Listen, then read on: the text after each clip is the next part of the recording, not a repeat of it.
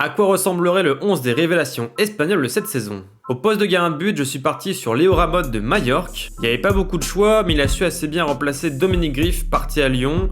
Certes, son équipe est relégable, mais sans lui, elle serait peut-être lanterne rouge, donc il mérite sa place. En défense, on commence avec Marc Pobil de l'Atlético. Transféré cet été en provenance d'Almeria, on savait que c'était un joueur très prometteur, mais il s'est tout de suite imposé comme un taulier de la chaîne centrale de Simeone, et ça c'était pas gagné. Pour l'accompagner, dans l'axe, j'ai mis un ancien de la Masia, Sergi Dominguez du Dinamo Zagreb. Il est rapidement devenu un titulaire indiscutable en Croatie et pourrait revenir en Liga dans un très bon club. Et puis un ancien de la Castilla, Jacobo Rabon, qui s'est révélé à Como en Serie A sous Cesc Fabregas et qui est un joueur très prometteur. Et enfin, au poste de latéral gauche, l'un des meilleurs joueurs à son poste en Liga, c'est Carlos Romero de l'Espagnol Barcelone. Il était déjà prêté par Villarreal lors de l'exercice précédent, mais pour moi cette saison il a passé un cap, d'où le terme de révélation. Au milieu de terrain, 3 joueurs prometteurs. D'abord un autre ancien de la Castilla, Chema Andrés qui s'est démarqué en Bundesliga à Stuttgart.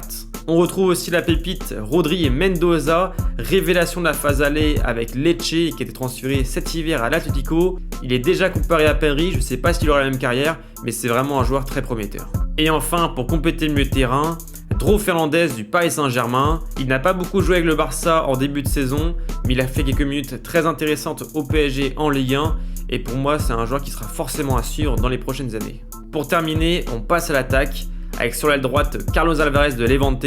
Il avait été très bon en D2 espagnol par le passé, mais c'est devenu un vrai bon joueur de Liga et qui mériterait un gros transfert cet été. À gauche, encore un ancien de la Castilla, Victor Munoz d'Osasuna, un joueur très intéressant techniquement et qui en plus a fait un très gros match face au Real la semaine dernière. Et pour conclure dans l'axe, j'ai un peu triché parce qu'il s'est plutôt révélé en fin de saison dernière lors de la Coupe du Monde des clubs, mais il n'y avait pas un meilleur choix, c'est Gonzalo Garcia du Real Madrid, un attaquant que personne ne connaissait il y a encore quelques mois, jusqu'en juin dernier. Il s'est révélé sous Xabi Alonso. Malheureusement, il n'a pas pu montrer tout son talent cette saison avec un Kylian Mbappé extraordinaire, mais je pense qu'un prêt serait propice à sa progression. En tout cas, dites-moi en commentaire quel joueur vous auriez mis dans le 11.